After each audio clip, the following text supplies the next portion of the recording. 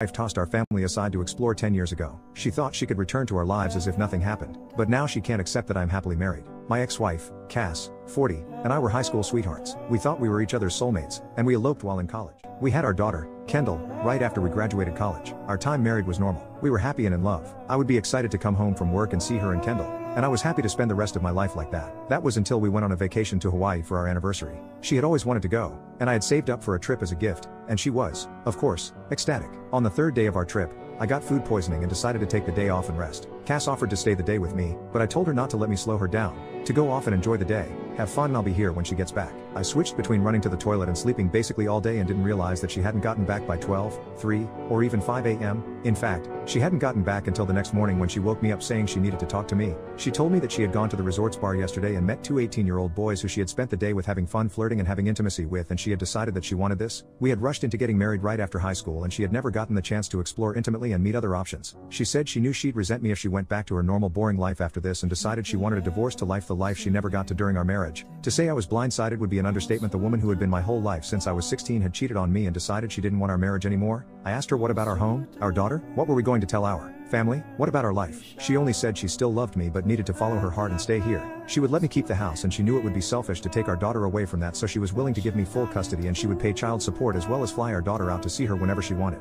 The divorce was finalized a year later. She was already living in Hawaii that whole time with a sea of lovers. She would visit her family and Kendall each time she was home with a new younger guy when she had to come back for court. Every time I expressed an issue with her bringing random men around my daughter the few times she would see her, she would say I was threatening her and get her new guy to defend her, also known as them trying to threaten me and act macho or whatever, so I just disengaged. The hardest part of the divorce was seeing my daughter be devastated that her mom was no longer around. Not only was I heartbroken and hurt myself, but I was heartbroken for my daughter. No child deserves to sob and cry all night because their mom is not around. All I heard for months was my daughter sobbing at night, crying for her mommy. 2 years later, I met my now wife Vanessa. I had ended up moving to the city to be closer to my family, and because the town and house brought back memories of the life I thought I had, I transferred to the city's branch of my company, and there she was. She was basically the opposite of my ex. Tall, black hair. She honestly had, and still has, a bit of a goth look, but she was beautiful and sweet. Cass was a short Latina albeit also beautiful woman who had the whole BTCH with a heart of gold thing going on in when we met and never really changed. Honestly, Vanessa kind of intimidated me when we first met, and I still had trust issues from Cass's betrayal, so we started off as friends. We got along fantastic, and things just fell into place. She had also been cheated on and left by her ex for another woman,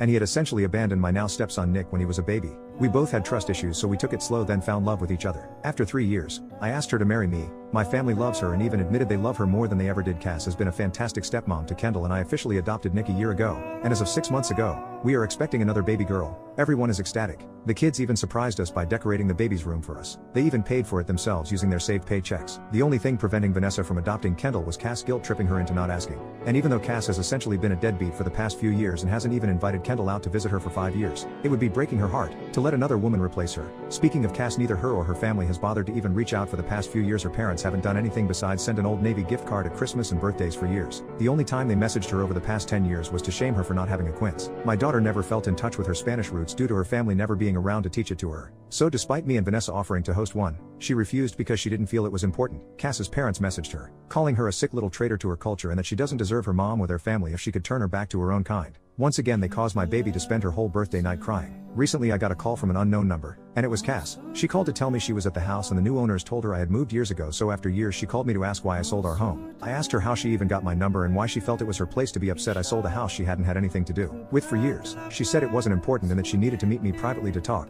I told her I wasn't interested, and she had my number now, so anything she had to talk about she could text me, and ended the call. In her text, she explained that she had moved back to her hometown with her son. I guess she got knocked up by one of her hookups at some point. She had been dumped by her last boyfriend a year ago and was no longer able to find dates and realized she was no longer happy in Hawaii. She was working a miserable job at the resort where we ended our marriage and realized her time was up, and she needed to settle down. She said she had never forgotten our love and always knew I was the one at the end of the day, that if I would have her she would move in tomorrow or a month or even 16 years if that was what it took. She wanted our life and family back and to add her son to that family, and she would love to meet at a restaurant with our daughter or alone, and it was up to me. She even called me by a nickname she used to call me during our relationship, a nickname I used to love but now made me want to gag. I shut that down and told her I was happily married and expecting a new baby who would never get back together with her, and if my daughter wanted to rebuild their relationship, that would be her decision. I would have no part in it. Ever since, she has been spam texting me, Vanessa, and Kendall. She keeps telling Vanessa that she can have me back in a day, that I was her first and one and only true love, and it's a joke to think that I wouldn't take her back if we met face to face, and her kids should just move out before they get hurt and clean way for ops true family to take our rightful place in our new home. She's texting my daughter all the things she's planning for our new family home.